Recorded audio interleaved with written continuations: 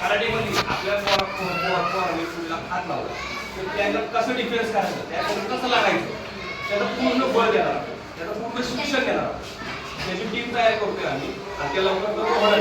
पण आत्मरक्षणाचे धडे सातत्यपूर्ण देतो ह्याच्यासाठी मी एक उपक्रम नियोजित केलेला आहे की आता आम्ही आंदोलन केलेले आहे, आंदोलनाची इशारे पण दिलेले, मुख्यमंत्र्यांना जवळपास लाखो ईमेल गेलेले संघटना.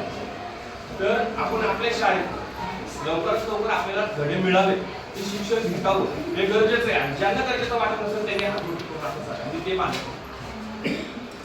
म्हणजे कसं सगळं बोलणार आणि मग परत कोण म्हणणार की कशाला पाहिजे हे. ज्यांना पुरेशी काळजी आहे त्यांना ते धडे पाहिजे आहे का नाही. मग त्यासाठी आपण एक तारीख ठरवणार आहे.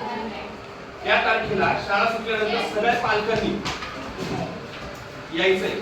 12 वाजता आपली शाळा सुटली तर 12 वाजता यायचंय आणि तिथून गेट पासून तर ते उत्तर वाजतापर्यंत एक प्रभात फेरी कशी आपण 15 ऑगस्ट 26 जानेवारी काढतो तशी आत्मरक्षण धडे मिळावेत म्हणून घोषणा करत आपल्याला तिथपर्यंत जायचं.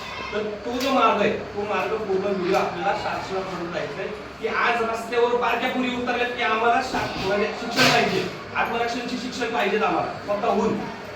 तर त्यासाठी सरकार विचार करत की हे मोठे लोक आम्हाला हे असं उपक्रम आणतात नाही, पैसे खाऊ असतील त्यांचं काम मोठं होण्यासाठी.